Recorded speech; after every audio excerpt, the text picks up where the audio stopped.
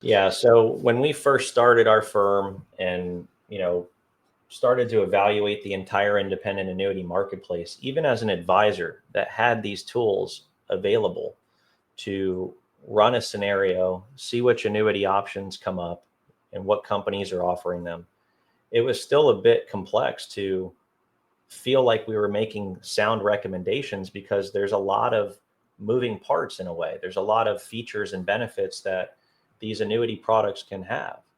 And in order to know that we were doing the right thing by the client, which is our ethical and moral standard, is to do the right thing and act in your best interest, we had to figure out a way to conduct a multi point inspection. And when it comes to income annuities, if if the primary objective is income and that's all that somebody should just be basing their decision on, that's an easy solution. It's whatever company comes in at the highest amount of guaranteed income for your situation, age and whether it's single or joint, deferral period, etc. So that's an easy solution to figure that out. But when I looked at the market and when I learned about these products and found that, there's other things that should be considered in order to make a better annuity buying decision, we developed this process to take people through that so that they could confidently make a sound decision. And we found that it's more than just who's going to offer the highest guaranteed lifetime income. That's right. That's right. So, a couple of key factors that we consider there, again, using that 5 point or that multi point inspection, that's going to be, and by the way, this is in no specific order. This is based on our client's needs. They determine what this order would be. That's highest income guarantee. The carrier rating, so that company that we're electing, how important is it that we choose a carrier with a strong rating? Index return potential. So we're looking at sustaining that account balance for a longer period of time. Is that index return potential important or imperative to sustain it for a longer time for a death benefit or the ability to withdraw? Number four, the income rider fee. We factor in that income rider, and is that important again in sustaining that account balance for a longer period of time? That would be the main driver there. And last, the enhanced benefit for long-term care. Not every lifetime income product has an enhancement of income for long-term care, and there are different versions of it on the market too. So just understanding if that's a feature, and we speak to this as a feature, not a guarantee, if that feature is important to somebody. Yeah, so these are the 5 points, that multi-point inspection. These are going to be really more relative to a fixed indexed annuity with a guaranteed lifetime income rider. Those are going to be the more popular income products for most situations.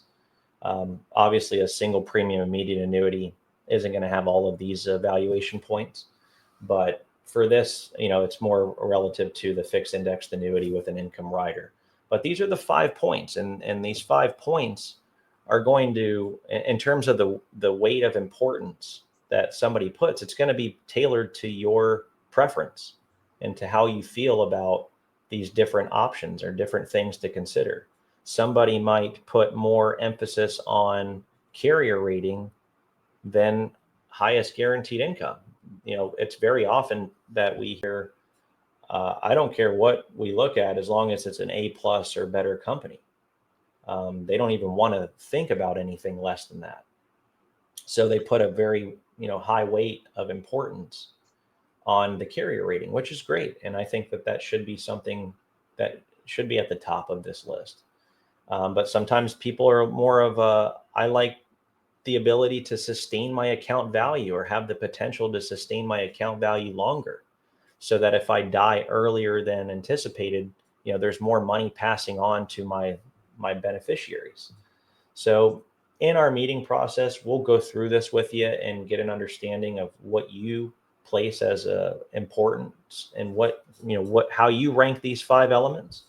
And then we'll help you sift and sort and compare the available options based on how you rank those 5 elements. But yeah, maybe we should do that, Zach. What do you think? Maybe show like a quick demo of how we would take someone through that. Yeah, I think that would be great. And while you're pulling that up, it is interesting because I've have a half joke, half truth in that, we've got to make sure when we consider the carrier rating, we got to make sure that company's going to be around to give us a paycheck. So it's easy to say that you want the highest income, but if that company's not there 30 years from now, or there's a concern that that company may not be there 30 years from now, then um, it's a consideration in how we make this choice. Yeah, without a doubt, man. Yeah, I think when you're looking at a lifetime income play, longevity of the carrier is essential. And you definitely want to know how long they've been around, what their financials are, what their rating is, and make a good decision there. It's very, very rare that, you would ever want to consider going with a lesser rated company unless there's just enough value to make sense of that, you know, lesser rated company. Maybe they're offering significantly more income or whatever, but it's very rare that that makes sense. So right now I've taken up a quick demo here of the software that we would use to help make a good recommendation and ultimately help you make a good decision. This is our income writers calculator here, and we can base the options on your resident state. Each annuity and annuity company has to be approved in that particular state in order to offer products there. So it's governed by state. We'd put your age, the amount of premium that you're thinking of putting in, and if there's any particular riders that you're looking for, we could sort and sift through that.